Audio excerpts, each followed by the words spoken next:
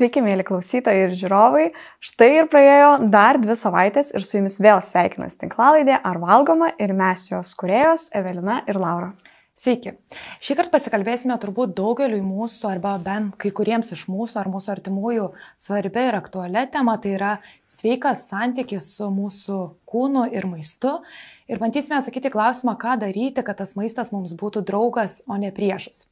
Ir atsakyti į šį klausimą mums padės Ingrida Augutė. Ji yra intuityvios mitybos ekspertė, terapeutė, taip pat tinklaraščio Taika su maistu autorė. Labas, Ingrida. Sveiki. Tai įprastai mes savo podcastą pradedame klausdamos, kas mūsų pašnekovams yra nevalgoma, kokio jie maisto galbūt absoliučiai nemėgsta, nuo vaikystės ar savo draudžia galbūt valgyti.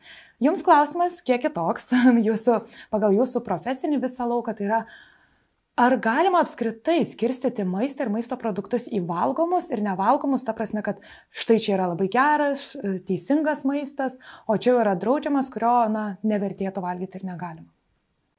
Aš galvoju, kad ko tikrai nerekomenduoju ir sakyčiau į tą blogo maisto kategoriją, tai maistas, kuris yra sugedęs, maistas, kuris ten kokio pelėsio turi ar dar kažko, ne?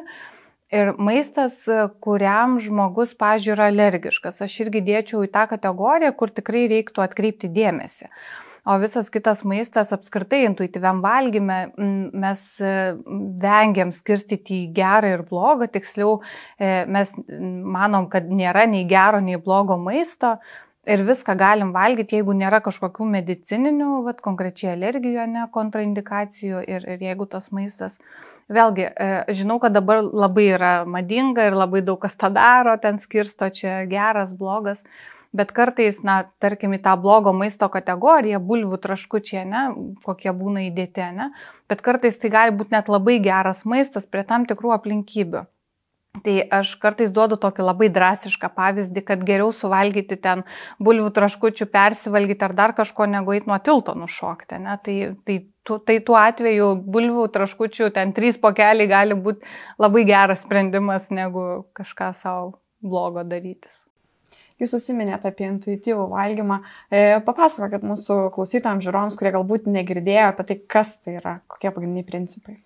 Tai intuityvus valgymas galima žiūrėti ir plačiai, tai galima ir siaurai. Tai jeigu siaurai, tai yra valgymas, kai žmogus valgo pagal savo alkį, pagal savo sotumo pojūčius, pagal malonumą, tai kas man skanu, tai ką aš noriu šiandien rinktis. Tai taip, jeigu siauriau žiūrėti, toks kaip valgymo būdas, prigimtinis valgymo būdas ir dėja daugam tenka mokytis iš naujo, ką mes šiaip jau turim prigimtinai. O jeigu plačiau pažiūrėti, čia yra visa programa, apie 20 metų yra tai programai, jinai turi 200 mokslinių tyrimų, ten plius minus, dabar negalėčiau pasakyti, nes jų vis pildosi ir ją sukūrė mokslininkės ir dietologės, kurios Evelyn Tribole ir Elise Resch, kurios ir sertifikavo mane oficialiai. Ir jos pamatė, kad jos dirbdamos dietologių darbą, jos išrašo mitybos planus, ten susako, ką žmogui valgyti ir po kurio laiko jie ateina su tom pačiom problemom ir dar didesniem. Ir jos pamatė, kad čia kažkas nevažiuoja, kažkas čia neveikia. Ir jos ir sukūrė 10 principų intuityvaus valgymo programą ir jos buvo tos moteris, kurios legalizavo kaip dietologės visą maistą, kad nėra kažko draudžiamo, nėra kažko nelegalaus ir taip toliau ir pamatė ir paskui mokslininkai pradėjo tirti tą reiškinį, kad iš tikro, jeigu žmogus sau leidžia valgyti visą maistą, tai nei tų persivalgymų yra, jeigu žmogus koncentruojasi savo vidinius kūno pojūčius, alkį, sotumą, malonumą, tai yra kur kas darnesnis valgymas ir tarp kitko yra tyrimų, kurie rodo, kad intuityvių valgytojų mityba yra sveikesnė. Ir kūno masės indeksas mažesnis ir taip toliau. Nes vėl nėra to uždrausto vaisiaus, nori valgyk, bet jeigu, ir aš praktikoje labai tą matau, ir aš asmeniškai esu tą patyrus, ir praktikoje su klientais matau, kai žmogus savo kažką draudžia, tai atrodo, jis ten galėtų valgyti ir valgyti. Bet kada savo legalizuoja, tai ir stovi ten tie saldumynai ar dar kažką, ką buvo savo uždraudę. Tai tikrai taip yra. O kaip jūsų pačios kelias būtent prasidėjo į tą intuityvę mitybą? nuo labai didelio karo su maistu.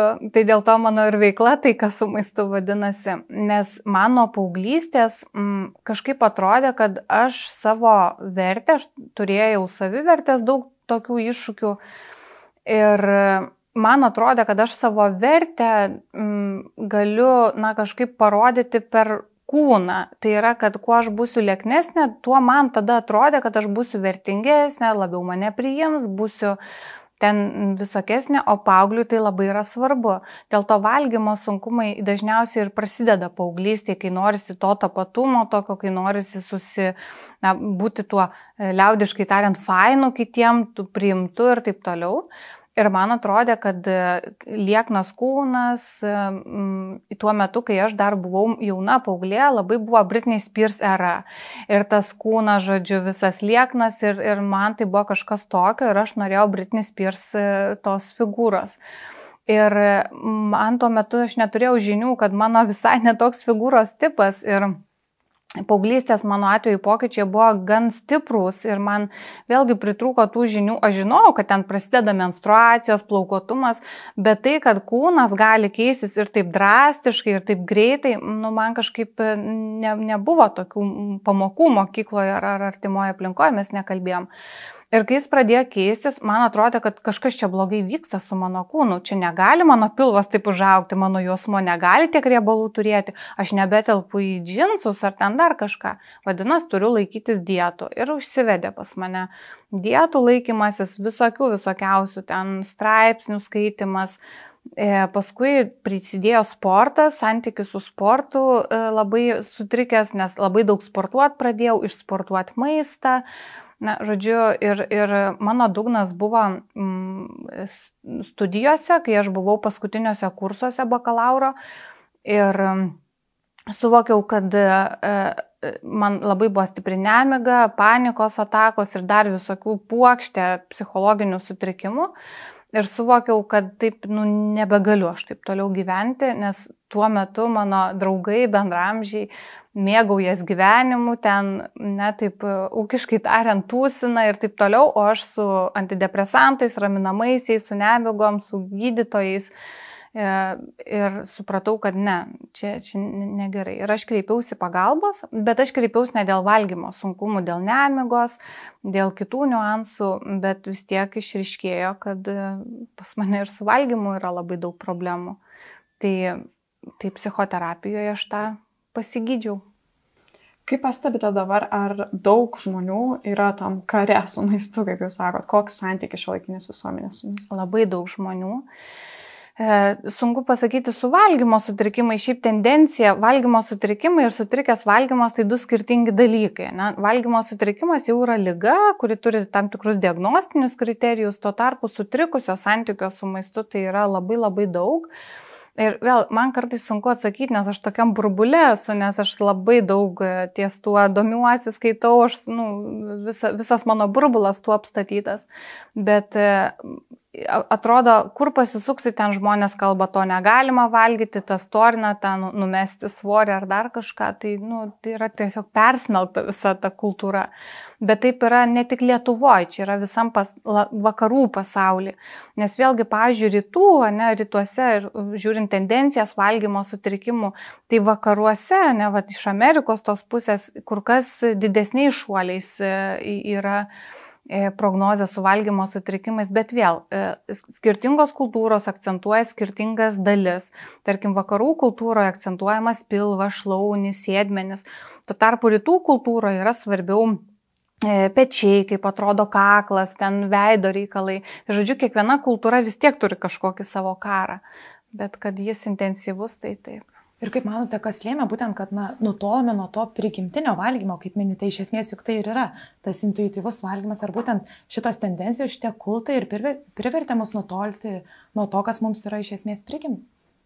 Iš tikrųjų, dar truputį papildant ir praėjus ir dabartinį klausimą, tai tas karas visada yra skatinamas, nes yra visokių etapų, buvo vadinamas anoreksinis amžius, buvo vadinamas bigoreksinis, kai žmogus kuo stambesnis, tuo atrodė jis ten sveikesnis ir taip toliau. Dabar mes esam tam laikotarpį, kai yra vertinamas tas toks pasportavęs kūnas, toks kaip ir ne per lieknas, kaip ir ne per stambus, bet toks fit tarsi ta figūra, ar ne? Ir bet kokiam laikotarpiu pasižiūrėjai žurnalai vis tiek rėkia, kad tu kažkoks turi būti. Bet dabar, kadangi tos klaidos yra labai daug, mes per 10 minučių sužinom, kas ten vyksta, ne Amerikoje ar ten Japonijoje ar dar kažkur, tai dėl to atrodo tų žinučių tiek daug yra ir čia verslas labai dalyvauja ir didžiausia įtaka tai ir turi, kad turi verslo atstovai sukurti kažkokių trūkumų, kažkokių problemų, ar tai raukšlės, ar tai pilvas, ar tai sėdmenis, ar celiulitas, ar dar kažkas, nes kitaip, o kaip parduos produktus. Tai iškasama duobė, tai problema, kad tu turi problemų ir tada štai tau sprendimas, pirk produktą. Ir amerikiečiai, gerai skaičiuojantis pinigus kapitalistai, jie yra paskaičiavę, kad dietų visa industrija yra viena pelningiausių. Dėl to nelabai apsimoka stabdyti visos biznio mašinos, nes nesisuks pinigai. Ir mes juokaujam kartais, kad intuityvus valgytojas ir žmogus, kuris pradeda tuo domėtis, jis nėra labai pelningas rinkai, nes jis suvokia, kiek daug dalykų net nereikia. Nes kūnas keičiasi natūraliai, riebalų daugėja natūraliai, celiulitai yra didelė dalim genetikos ir tu ten kovok nekovoja su tuo. Bet tai būtų nepelninga. tą pripažinti vartotojui, kad žinai, čia tau genetiškai ir tu gal tu nekovok, nes tada milijonų neuždirbsi. Tai. Klausantis jūsų, atrodo, kad intuityvus valgymas yra be taisyklių. Tiesiog nori ir valgai. Bet ar iš tiesų tų taisyklių čia visiškai nėra, ar visgi yra kažkokie principai? Yra principai, nėra kažkokių griežtų taisyklių, bet aš kartais naudoju tokį posakį, bet nesu tikra, ar galiu jį dabar viešai sakyti, jo nepaaiškinus, bet toks laisvė ribose. Tai nereiškia, kad aš valgau padrikai, ką tik noriu, nes atsimenu, vienam pokalbį gavau klausimą, mano intuicija sako, kad aš noriu visą dieną valgyti ten saldumynus ir bandeles. Tai klausimas, ar tai yra intuicija tikroji, nes visgi mums yra svarbu pasirūpinti savo kūnu. Tai yra tam tikros gairės ir jos nėra kažkokios išrastos, kurių nėra aprašytų. Pasaulio sveikatos organizacijos yra gairės, kuriom tikrai nereikia išradinėti dviračio, jos yra teisingos ir jeigu žmogus labai nukrypsta nuo tų gairių, tai kažkas ten tokio vyksta, ne? Tai yra pagrindiniai 3 valgymai, pavyzdžiui, per dieną 2-3 užkandžiai. Tai yra tos gairės, bet nėra kažkokios įkaltos į akmenį taisyklės, kad vėlgi, kad mums yra svarbu valgyti reguliariai, svarbu pilnavertis valgymas, svarbu, kad būtų pagrindinės maisto medžiagos, angliavandeniai, baltymai, riebalai dalyvautų. Bet intuityvus valgymas kalba apie tai, kad, kaip pati programa, kad nieko tokio, jeigu kartais nebus to balanso. Ir natūralu ir valgyti pramoginį maistą, ir aš manau net būtina jį valgyti, tai reiškia tą tokį galbūt mažiau vertingą maistinę prasme, bet jis tiesiog linksmas, smagus valgymas. Tai nežinau, ar aiškiai perteikiau mintį, yra gairės, bet tai nėra kažkoks, kad tu privalai tą ir tą daryti. Tu vis tiek klausai savo kūno ir intuityvus valgymas yra labai apie tai, kad tau nieks negali patarti šono, kad tu privalai taip valgyti. Tarkim, dietologas ar mitybos specialistas sakys, tu būtinai turi valgyti tuos kalio kopūstus, ar kaip jie, pavyzdžiui, man jie labai neskanus ir aš galiu tų maistinių medžiagų gauti iš kitur. Tai, aš galvoju, kad geriau valgyti skanų ir mažiau vertingą maistą, negu atbulais dantim tuos kopūstus, kalio, kurie visai neskanų žmogui. Kiek jums, pavyzdžiui, užtruko pačiai tą kelionę ir kiek matote savo klientų užtrunka tą kelionę, suprasti visas šias taisyklės ir pradėti taip valgyti, nes skamba nelengvai. Taip, iš tikrųjų, čia atrodo skamba iš vienos pusės paprastai, bet tai nėra lengva.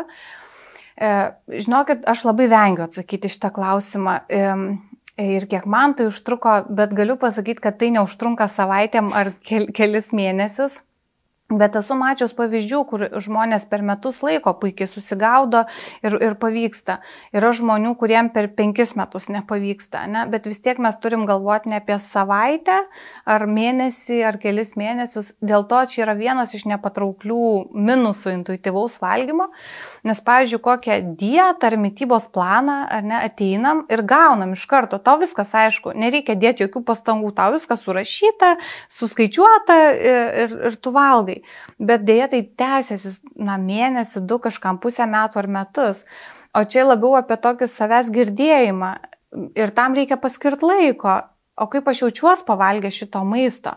O kodėl man vienoks ar kitoks jausmas pavalgius? Ir tam reikia paskirti laiko. Ta klausimą apie tai, ar intuityvus valgymas leidžia valgyti vien traškučius visą dieną, turėjom ir mes, neslėpsim.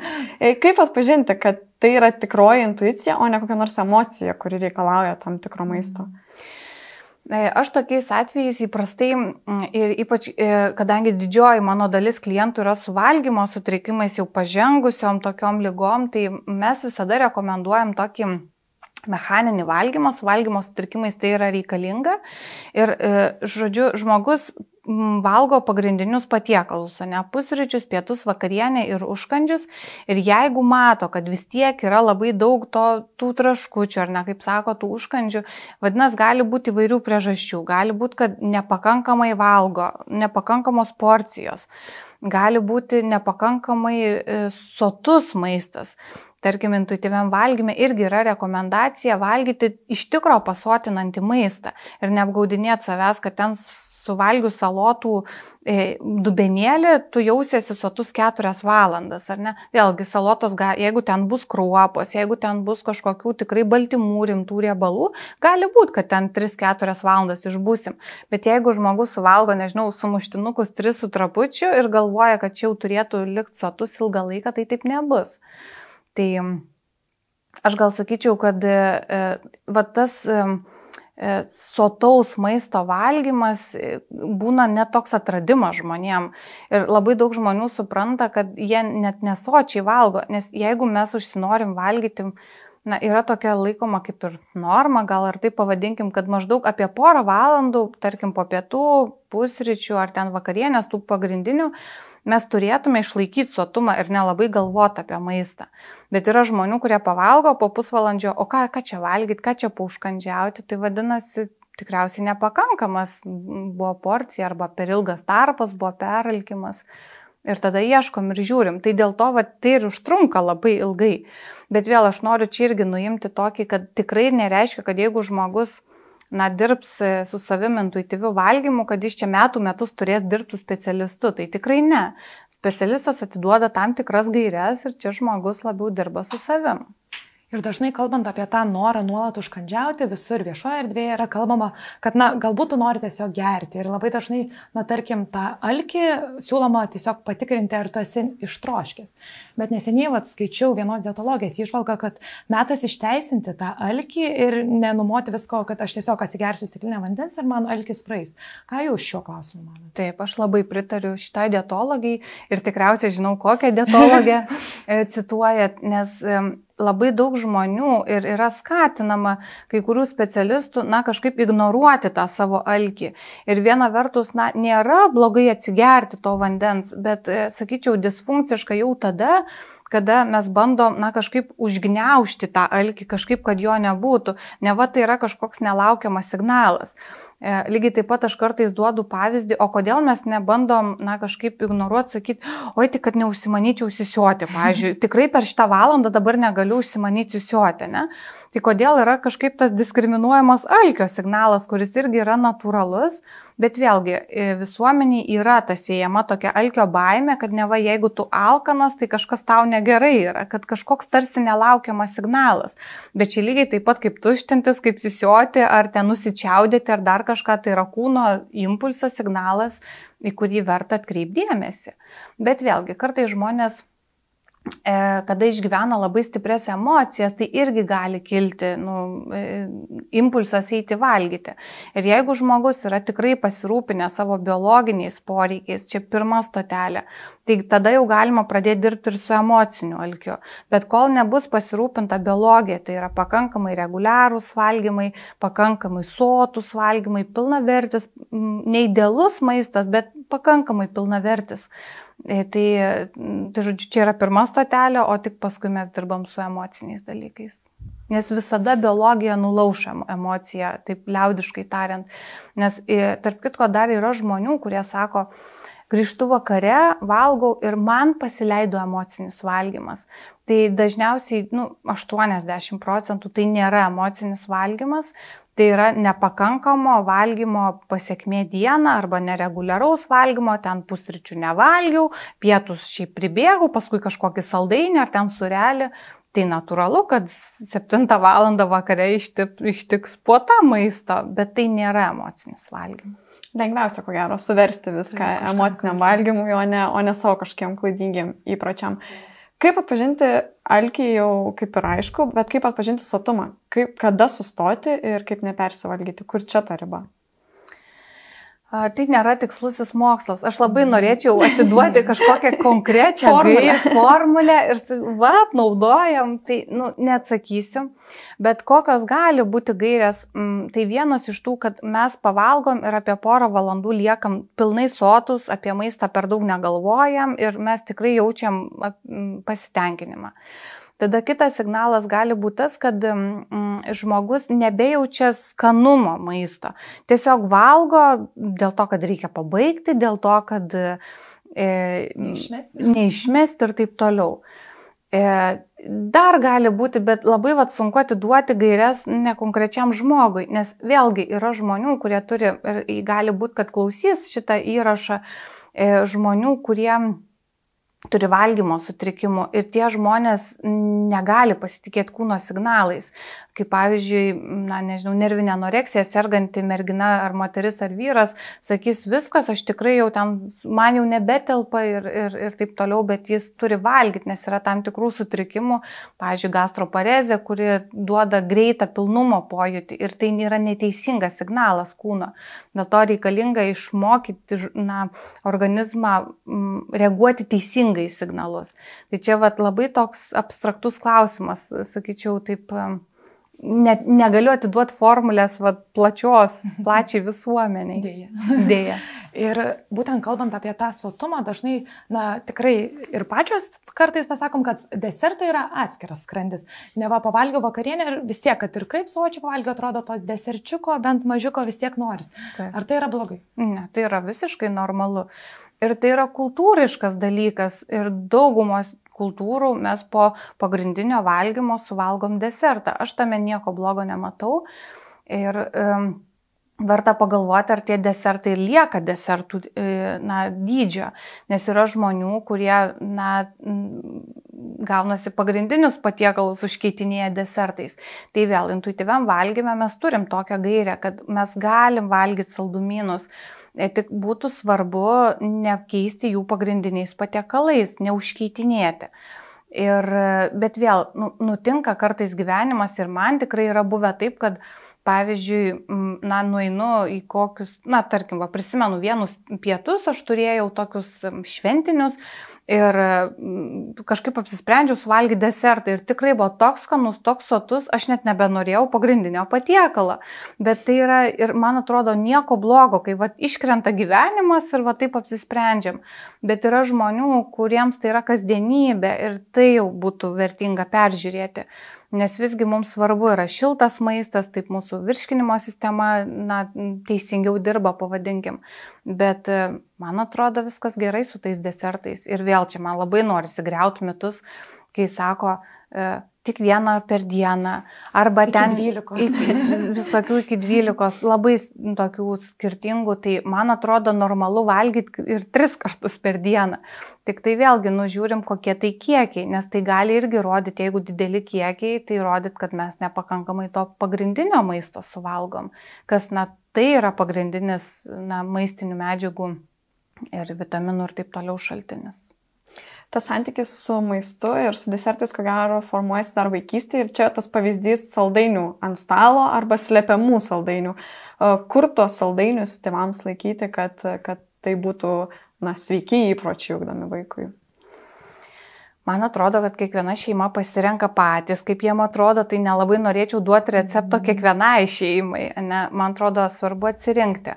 Aš galiu pasidalinti, kaip mano šeimoje yra, tai mano vaikai, aš turiu 2 vaikus ir nuo pat gimimo jie abu prieigą turi prie saldumynų ir puikiai prisimenu savo ropojantį vaiką, jis apačioje yra tokia stalčiukas ir gali, žodžiu, atsidaryti.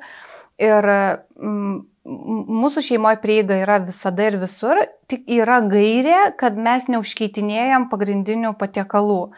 Ir aš duodu kartais ir prieš pagrindinį valgį, vaikui ten nori, nežinau, guminukų kokių, tai išleidžiu suvalgyti 1-2 ir jeigu tu norėsi dar daugiau, tai pavalgyk šito šilto pagrindinio maisto ir galėsi dar valgyti. Tai kol kas aš puikiai matau, kaip vaikai tvarkosi ir ten po pusę sūrelio palieka ir ledų, aš savo socialinėse medijose irgi tuo dalinuosi ir tikrai nepiešiu kažkokio vaizdo, kurio nėra, nes labai aiškiai matau, ką sako teorija. Jeigu vaikam nedraudi ir jie visada gauna prieigą ar prie sūrelių, ar prie šokoladų, ar dar kažko, jie labai normaliais kiekiais valgo. Ir aš visiškai nesuku galvos, jie tikrai valgo kasdien desertus, bet kadangi valgo pilnavertį ir labai įvairų maistą, man atrodo visiškai normalu tie desertai. Dar kokia vaikystės patirtis, su kuria šiaip aš pati susidūrusi, maistas arba desertas kaip apdovanojimas.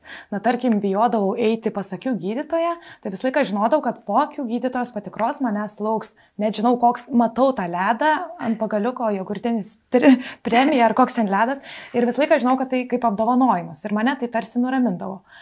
Ir sakyčiau, kad tas iš vaikystės šiek tiek persinešė ir į suaugusio gyvenimą. Yra įprasta, yra kažkokia proga ir čia save apsidovanosi, arba galbūt nevykus diena, tai čia kažkam nusipirksi. Kaip jums atrodo tokia praktika to maisto kaip apdovanojimų? Noriu nuraminti, kad man atrodo dauguma mes to neišvengiam. Ir mano pačios šeimoje to yra. Ir buvo etapas, kai su mano vaikais puikiai suveikdavo kažkokie žaisliukai, balionėliai ir taip toliau. Buvo etapas, kai tikdavo tik kinderiai, jeigu ten vaikas nueina kažką padaro pas gydytojus, ne? Tai man atrodo, kad reiktų tokio atsisakyti juodą baltą apskritai. Ir man atrodo, nieko tokio kartais ir apsidovanot save. Tikrai buvo sunki diena, eina savo, noriu suvalgyti tortą dabar, nes buvo sunku. Arba kažkokį projektą baigiam, arba tikrai kartais vaikai išūžia galvą ir atrodo gerai, nuperku ir tu tik būk ramiai ten toj kėdutėje ar dar kažkur, ne? Tik man atrodo, svarbu yra tas dažnumas ir kad tai nebūtų vienintelis apdovanojimo toksai, kad turėtume įvairių būdų pasirinkti.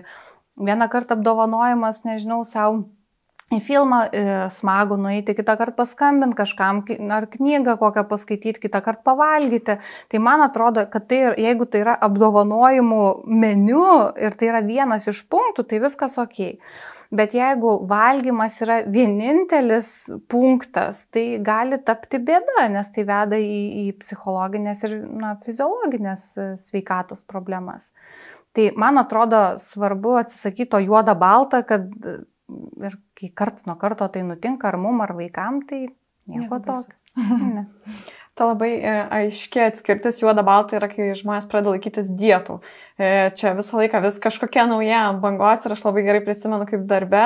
Aš pietum atsinešiau lietinių ir su Nutella. Ne patys geriausi pietus, bet norisi ir valgai. Ir mano kolegė, o Dieve, kaip tu gali valgyti tokį maistą, nes jinai ten laikėsi kažkokios viduržemio, dar kažkokios dietos. Dietos. Kaip jos mus išderina, kaip jos išmuša iš vėžių tą normalų valgymą, jei galim pasakyti. Jo, tai jos jau pirmiausia tą ir daro. Labai daug kuria ir psichologinių problemų, ir fiziologinių. Tai pradėkim gal nuo to, kad yra tokia viena knyga vaikam baisi neteisybė. Ir man atrodo, su dietom yra kakės-makės labai baisi neteisybė, nes jų kaip ir tikslas turėtų būti numesti žmogų svorio. Bet dėja svoris tik auga. Ir 2/3 žmonių, kurie laikėsi dietų, po 5 metų, ten yra nemanoma yra įrodyta, kad 5 metų perspektyvoje 95-97% dietų yra neveiksmingos ir 2/3 žmonių paskui to svorio dar daugiau atauga. Ir aš tą tikrai matau praktikoje, kur žmonės sako, aš kažkada savo dietų kelionę pradėjau nuo 60 kg, o štai va dabar 100 pas mane. Tai kur man ten buvo galva, kad man netiko tie 60 kg, ar ne? Tai fiziologija paskui alkis sotumą išderina ir psichologinių daug problemų, tokių kaip santykių susigadinimas gali būti, ar ne, vat kaip kolegė, kaip tu čia. Ir tarp kitko, jūsų kolegė, aš labai matau save, nes aš būdavau lygiai tokia pati. Tai ką aš viduj galvodavau, kaip tau gerai, kad tu gali sau leisti tos blynus su nutela, nes mano kritikai ten mane visiškai užtalžytų. Ir yra daug tokių savivertės paskui problemų, nes dietos neveikia, jos absoliučiai daugumai žmonių ir vėlgi baisi neteisybė įsivėlus, kad tada žmonės patys save kaltina, kad jie čia feilina, kad jie kažką ne taip daro. Bet įsivaizduokim, jeigu mes turim telefoną, na, pavyzdžiui, Apple telefoną ir jis 97% laiko neveiktų. Tai mes kaltintume iOS, ar ne, pačią operacinę sistemą. Tai lygiai tas pats su dietom yra. Tai kodėl žmonės kaltina save, kad jie kažką blogai daro, o ne dietos kaltina. Lygiai taip pat būtų absurdas, jeigu telefonas neveikia, aš save kaltinu, kad aš nemoku naudotis telefonu, ar ne. Tai čia irgi baisi neteisybė yra įsivėlusi, nes dietos jos iš principo pasmerktos neveikti, jos veda į persivalgymus, jos veda į valgymo sutrikimus, labai rimtas psichinės ligas, jos veda į daugybę problemų ir man atrodo, kad yra verta labiau save orientuoti į tokį paprastą, normalų valgymą, pilnavertį pasirūpinimą, bet ne kažkokį idealų, ne kažkokį fanatizmą nueiti. Intuityvų valgymą esate pavadinus viename interviu smegenų lieknėjimu. Tai irgi tarsi savotiška dieta, bet smegenų dieta. Ir kalbame apie tai, kad dietos yra dažniausiai trumpalaikės ir dažniausiai žlunga ir dar galbūt baigėsi nesėkmingiau. O išmokus to smegenų lieknėjimo, ar būna tie atkryčiai vadinamieji? Būna. Ir tų progų atkristi, tos terpės yra gana daug, bet vienas iš tokių labai gerų rezultatų, ką duoda intuityvus valgymas ir skatina pati programa, tai kritinis mąstymas. Tai ne kritiškas, o kritinis, kai iš gausybės informacijos mes pačios matom, kiek jos yra daug ir kaip svarbu atsirinkti, ką skaityti, kuo tikėti ir taip toliau. Tai kritinis mąstymas jis duoda tokio įsivertinimo, ar ne, kad ar tai, kokia informacija pateikiama, ar jinai yra moksliškai pagrįsta, ar jinai yra įrodyta, ar tai yra spekulacijos kažkokios, ar ne, nes apie dietas tai daugybė prirašyta ir taip toliau, bet vėlgi aš esu įsitikinusi, kad nereikia išradinėti dviračio, reikia pasikliauti organizacijom, kurios dirba tą darbą, mokslininkai, specialistai ir taip toliau. O tam yra Pasaulio sveikatos organizacija, kuri turi nurodžiusi aiškias gaires ir ten tikrai nėra jokios informacijos, kad negalima valgyti ten pridėtinio cukraus ar miltų ar dar kažko. Yra tam tikros gairės, rekomendacijos, bet nemačiau parašyta, kad negalima kažko valgyti. Ir visgi net jeigu maitinamės lyg ir sveikai, lyg ir neturim kažkokio toksiško santykio su maistu, vis tiek daugumą turim produktų, kuriuos demonizuojam, tų, kur negalima valgyti. Kaip įveikti ir kaip su jais susidraugauti? Esu girdėjus patarimą, kad turėti namie tiek, kad negalėtume suvalgyti ir tada, pavyzdžiui, viskas gerai susitvarko. Nes visi turim tų produktų, kurių neleidžiam savo valgyti, bet jau jeigu gautume, tai atrodo suvalgytume, kiek tik tai turim. Kaip perlaužti tą santykį ir susidraugauti su tais produktais? Intuityvaus valgymo programa ir aš praktikoje matau, kad tai tikrai veikia, turėti viso maisto, kurį mes mėgstam namuose. Ir jeigu noriu valgyti, nežinau, kondensuoto pieno, šitas būna dažnai sąraše, tai ir valgyti kondensuotą pieną. Ir viena iš rekomendacijų, ir jinai tikrai labai rimta ir veikianti, jeigu mes negalim susivaldyti ties tam tikrų maistų, valgyti to maisto. Tai yra leisti savo valgyti, nes mes turim, gamta yra taip sutvėrusi mus, kad mes nevalgytume kad mes valgytume kuo įvairesnį maistą, mes negalim ilgą laiką valgyti to paties maisto. Dėl to mes negalim, pabandykim valgyti bulvių traškučius kiekvieną dieną ten savaitę. Tai kaip tame anekdote su grikiais, ar ne? Pirmą dieną grikiai, o paskui grikiai ir negaunam vėl grikiai, ne? Tai šitoj vietoj lygiai taip pat su bulvių traškučiais ar dar kitų maistų. Mes tiesiog, angliškai yra habituation, toksai pripratimas ir yra tyrimų pripratimo daryta, kad mes negalim ilgą laiką valgyti to paties maisto. Tai jeigu mes sau leisim, tarkim, įsivaizduojam, kad, sakiau, kondensuotas pienas, jis labai dažnai būna sąraše, kur žmonės nesusivaldo. Arba ten riešutų sviestas dažnai dar būna, arba kitas maistas, aš jo rekomenduoju turėti ir kasdien suvalgyti. Užsinorit ir valgot. Ir mes pamatysim, kad mūsų smegenys pasijaučia saugios, kad aš tikrai bet kada galiu gauti to maisto, nesvarbu, pusryčiai, pietus, vakarienė, ir kai smegenys jaučia, kad bet kada gali gauti, jos tada suvokia, o tai kam valgyti, jeigu aš net nelabai noriu, nes Ingrida tikrai man duos, kai aš norėsiu. Bet tik, kai Ingrida neleis savo valgyti, tai tada toks gaunasi, aš tai vadinu, užkarūnuotas maistas, toks pakeltas ant scenos, kažkoks sureikšmintas ir tada aišku, kad jo norisi siekti. Nes aš esu ir pati patyrus šitą dalyką, kai susilaukiau antro vaiko, man reikėjo laikytis dietos dėl vaiko alergijų ir man varškė būdavo tas dalykas, kur jis būdavo kartais ir net sugesdavo ir tekdavo išmesti ir man reikėjo 2 savaitėm nutraukti pieno produktų naudojimą ir būtent ten jogurtus, varškė, jogurtą, pieną ir taip toliau, varškė ten daugmaž būdavo. Ir kuomet aš apsisprendžiau nutraukti, 2 savaitėm padaryti eksperimentą, pažiūrėti ar tikrai, tai man visur tos varškės norėjosi, visur tie jogurtai, tarkim, varškės aš net nelabai taip mėgdavau. Tai ir galim bet kokio maisto savo uždrausti, tada smegenim atsiranda ribojimas ir tada to maisto labai norim siekti. Bet jeigu visada galim leisti, tai... Bet bent jau iš pradžių tie leidimai, matyt, daugeliu gali baigtis tikrai nelabai sėkmingai. Aš galiu sau leisti tų sausainių, tada jos pradedi valgyti, tada pradedi jau nervintis, kad čia jau aš jų tiek privalgiau, tada užsisuka ratas iš tų nervų, iš to emocinio valgymo vėl valgai. Tai kaip su tuo susitvarkyti, kad tas leidimas sau netaptų to tokiu jau ir galbūt emociniu valgymu ar tuo persivalgymu, nes iš pradžių turbūt reikia išsiugdyti tą. Taip, ir čia yra procesas, nes kad mes valgysim daugiau to pramoginio maisto ar uždrausto, tai tikrai taip ir yra. Tai yra natūralus etapas, bet ilgainiui žmogus susireguliuoja, jeigu jis dirba su savim. Savaime, tai ne visai nutinka, vis tiek svarbu yra tos savirefleksija ir sąmoningumas, tai gerai. Pavyzdžiui, pradėjau leisti savo valgyti miltinius patiekalus, ko anksčiau neleisdavau ir tada pusryčiam, pietum, vakarieniai, ten žmonės savaitę, 2 ar mėnesį valgo vos ne vien miltinius ir atrodo, kad kur čia galas dabar bus, ne? Tai galima savęs klausti, ne? Ten po kurio laiko.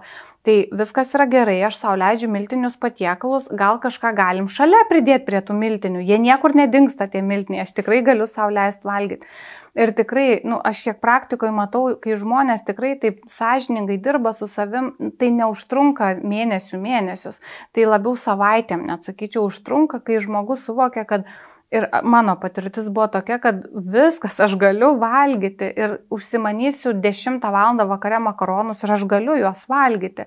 Ir tada nusima tą magiją, o koks tikslas yra persivalgyti kažkokio maisto, jeigu aš jo bet kada gausiu. Pavyzdžiui, yra žmonės, aš pati turėjau tą iššūkį, bet jeigu labai skanu, tai kaip tu gali stoti, tengi taip nerealiai pagaminta. Ir kada aš savo drausdavau maisto, tai aišku, kad nepaliksiu, taigi jau gavau prieigą. Bet jeigu žmogus suvokia, kad taip, bet aš jau pasisotinau ir aš šiuo metu neturiu fiziologinio alkio ir maistas yra skirtas fiziologiniam alkiui patenkinti daugumą atvejų, tai kai aš vėl išalksiu, aš vėl valgysiu skanų maistą. Tada gali kažkuri dalis sakyti, bet Ingrida, šito maisto nebebus skanaus ir ten šito, nežinau, patiekalo, bet bus kitos skanaus maisto. Kaip žmonės būna, sako, aš važiuoju į kitas šalis, ten privalgo daug maisto ir sako, tik Prancūzijoje kažkas skanaus, tik Turkijai, krosanai, dar kažkas. Bet visur mes to skanaus maisto turim. Ir jeigu mes savo legalizuojam ir leidžiam valgyti tą skanų maistą, tai vis labiau norisi atkreipti dėmesį į tą sotumą. Ir Aš tai vadinu ir intuityvaus valgymo programa, kad, tai yra ir nepagarba kūnui. Jeigu mes valgom ant viršaus, nors kūnui net nereikia, tai vėlgi apie tą pagarbą kūnui irgi svarbu atkreipti dėmesį. Šiaip Laura yra gera mintį pasakiusi, kad mūsų kūno nereikėtų padaryti konteinerių. Atsimenu, kažkada sėdėjome ir jau valgai, gaila palikti, neišmesi picos geros gabalėlio.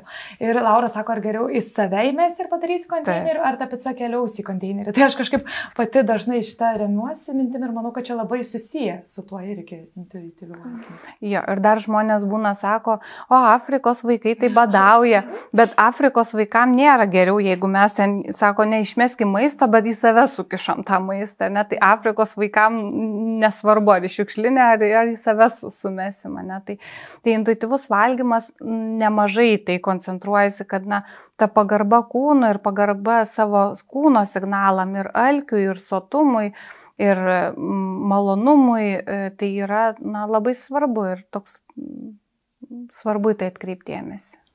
Klausantis viskas atrodo labai paprasta, bet kaip apčiuopti, kad galbūt mes patys jau nebegalim susitvarkyti su tuo santykiu, susitaikyti su maistu, kada reikėtų kreiptis į specialistus?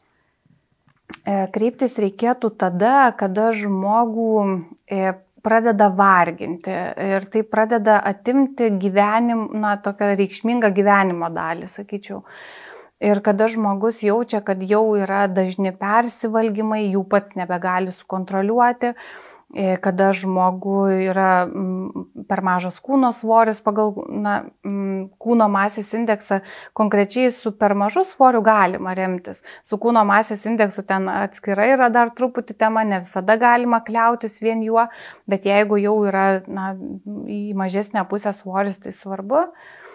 Jeigu prasideda visokios šalutinės nemigos ir taip toliau, tai irgi gali indikuoti, kad tai yra, ir ypač jeigu dalyvauja maisto.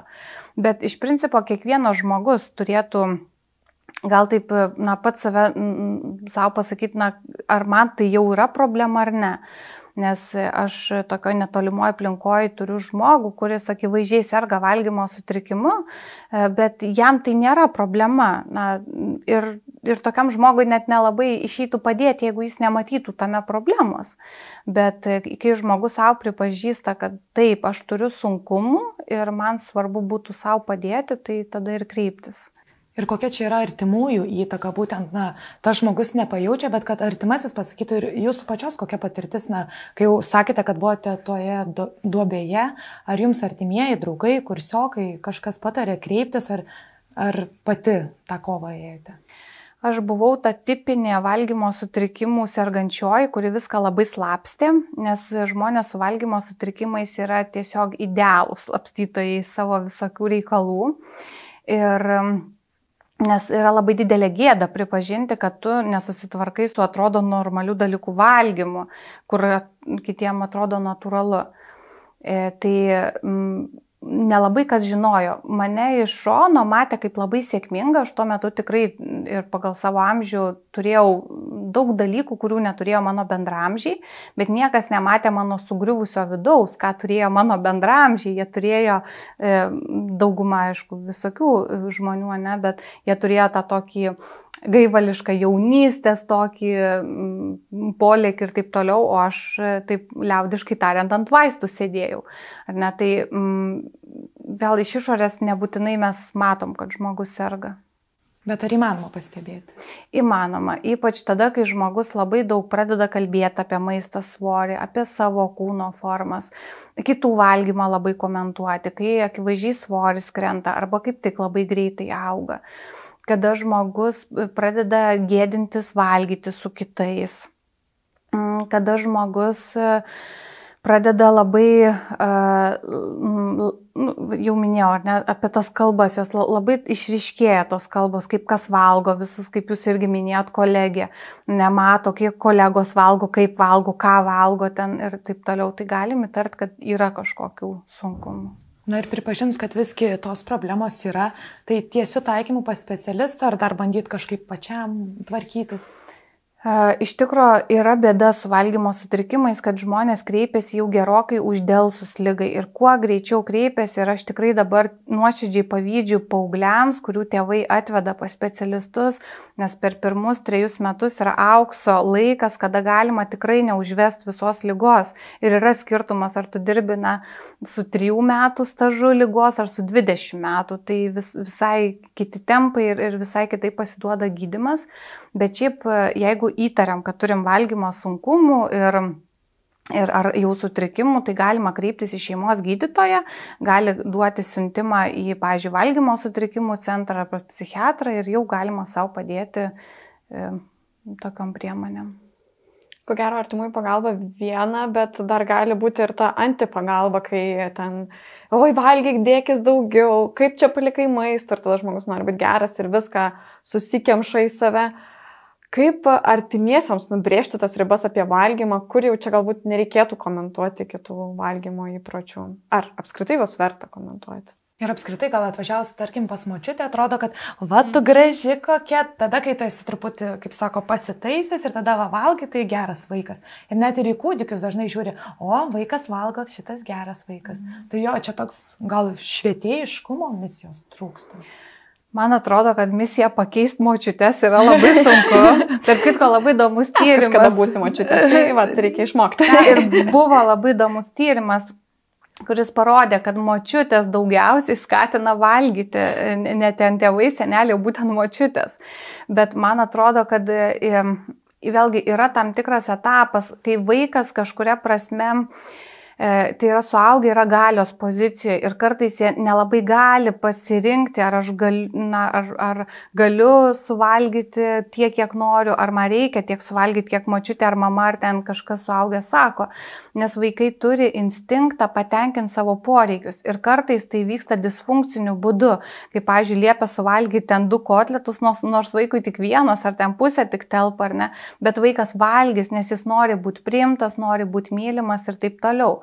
Bet bėda yra, kai mes suaugam ir tuos pačius įpročius išsinešam, nes kai esi vaikas, tai iš tikrųjų tu esi silpnesniai pozicijoje ir visgi galiai yra suaugusiųjų. Bet kai užaugom, tai jau mes galim pasirūpinti savim ir mes galim užtikrinti meilę savo ir gauti iš aplinkinių, tokiu būdu, kokiu mums reikia tos meilės, ne? Ir močiutės tikrai ten nieko blogo nenori, jos nori tai parodyti meilę, nes tie gamino ir taip toliau. Bet iš kitos pusės, kai mes suaugom, svarbu mokyti kažkaip geranoriškai brėžti ribas. Močiutė, aš suprantu, kad tu labai prigaminai, o kvepia jau čia nerealiai, bet žinok, tokia supilna, dėk man išsinešimą, nes tikrai mielai rytoj suvalgysiu. Ir tikrai galima su to močiutėm susitarti, tik svarbu, savo tokio tvirtą būdiškumo ir geranoriškai suprasti, kad žmogus, nespecialiai, jis neblogo nori, jis nori, tai parodyti meilę. Bet taip galim mokytis nubrėžti ribas. Jūs užsiminėt, kad nėra blogų maisto produktų, bet kartais būna toks laikas, kai atrodo labai nori konkretaus maisto, saldaus, kas sako, jog trūksta, pavyzdžiui, cinko, sako, kad kai nori kreidos, trūksta geležies, kas labai keistas noras. Ar yra dar tokių signalų, kuriuos galbūt mums tiesiog reikėtų išgirsti, galbūt dar kažkokie produktai, surus maistas, kažką apie mus pasako? Man atrodo, kad yra tame prasmės ir būna, man atrodo, dauguma mes išgyvenam, kažkokį skanų patiekalą atrandam, ir ten 4 dienas ar 5 ar savaitę, ar ten 2 savaitės užstringam ties tuo maistu. Tai man atrodo, viskas yra gerai su tom bangom. Tik vėlgi, man atrodo, kartais truputį pervertinta yra, ypač su saldumynais, kad ten trūksta cinko ar kitų kažkokių medžiagų. Tai būna itin retai. Mano praktikoje net, kažin ar yra buvę, visgi padidėjusio potraukio cukrui priežastys yra kur kas platesnės ir taip toliau. Bet dėl to intuityvus valgymas ir sako, kad valgykim tai, kas mums skanu. Ir vėlgi yra irgi tyrimas, kuris sako, kad kai mes valgom savo skanų maistą, mes ir maistinių medžiagų daugiau pasiimam, nes vėlgi ten buvo tyrimas ir su vitaminu C ir vitaminu D, tyrimas, kad mes mažiau ir maistinių medžiagų pasiimam, jeigu mums tai neskanu. Dėl to aš irgi miniu, kad nevalgykim atbulais dantim to, ko nenorim, nes mes tada ir maistinių medžiagų mažiau skanių gausim. Ir plus dar koks reiškinys būna, kai žmogus pavalgo neskanų maistą, dažniausiai ką tada noris daryti, kažkokį desertą valgyti. Pataisyti. Ir buvo atvejais, aš atsimenu konkretus, moteris buvo labai įsikirtus, kad galima valgyti makaronus tik pilno grūdo. Ir aš jos klausiu, ar jums yra jie skanus? neskanus, bet reikia valgyti ten skaidulų daugiau. O jūs, sakau, pabandykit nuvalgyti tuos paprastus baltus makaronus ir stebėt, kas vyksta, nes po tų, pilno grūdo makaronų jinai desertus valgydavo, nes jai neskanu. Yra žmonių, kuriems skanu ir valio, ar valgykim. Bet man atrodo geriau valgyti baltus makaronus ir paskui nebandyti savęs pamaloninti desertais, nes tai mažiau sveikatai palanku. Su tom savęs apgauliam dar irgi plinta internete, toks patarimas, ryte išgerti obuolių acto, tada nenorėsi visą dieną saldumynų ir taip toliau. Ar tokiais savęs apgaulės būdais mes negalime dar labiau savo pakenkti? Taip, ir ilgainiui taip ir gaunasi. Ir man atrodo, kad čia yra toksai, neapgausime savo kūną. Aš esu tuo tvirtai įsitikinusi ir kad kažkokius įpročius, jeigu mums yra pakeliu ir mes galim jų laikytis ir mums, vandenį skanu atsigerti, valio. Bet vėlgi, man atrodo neteisinga ir kūno atžvilgių save apgaudinėti su actu, kad negaut saldumynų, nes vėl aš iš tokios filosofinės pusės, tai kam gamta davė mums saldumo receptorių? Tam, kad valgytume saldų maistą. Tai kam apgaudinėti save, kad mes nevalgysim, kad kažkaip negalima valgyti tų saldumynų. Tai aš galvoju, kad nereikėtų eiti kraštutinumus. Vėlgi reikėtų susimastyti, jeigu tų saldumynų yra labai daug. Ir galvoti, ir ne tai, kad, pavyzdžiui, irgi esu mačius atvejį, žmogus internete dalinosi, tikrai nesu įsigilinusi tą atvejį, tiesiog tai, kokios man mintys kilo. Žmogus sako, tiek pradėjau daug valgyti spurgų, viskas, nuo rytojaus keliu savo iššūkį, nevalgau spurgų. Ir man toksai, kodėl taip kraštutinai, kodėl žmogus negalvoja, o tai kodėl man norisi tiek daug tų spurgų kasdienybei, apie ką yra tas gausus spurgų valgymas, o labiau tokį nukerta, bet kas gaunasi, aš daugybę klientų esu turėjusi, kurie po tokių detoksų spurgų ar ten cukraus ateina su milžiniškais kiekiais paskui suvalgomų maistu. Tai intuityvus valgymas skatina gilintis, tai kodėl aš tų spurgų tiek valgau, tai kodėl pas mane tiek mažai daržovių, kas šitą įtakoja. Tos visos detokso mados labai plinta tos jau mūsų minėtose socialiniuose tinkluose. Ir ten daug tikrai to dietų skatinimo ir visko. Galbūt jūs turite rekomendacijų kažkokių ar paskyrų, ar tų pačių leidinių kažkokių, kuriuos vertėtų sekti, kad tą mūsų sveikesnį santykį su maistu formuotų. Kviečiu sektis mane, tai yra su maistu. Kviečiu sekti gydytoją Liną Barauskienę, kurią mes ir citavo. Kviečiu sekti Facebook'e, yra paskyra Intuityvus valgymas mano kolegės Aušros, o Linos Barauskienės Facebook'e yra Antidieta vadinasi, mano taika su maistu. Tada yra labai gera iniciatyva apie body positivity, dydis nesvarbu, yra socialinėse medijose.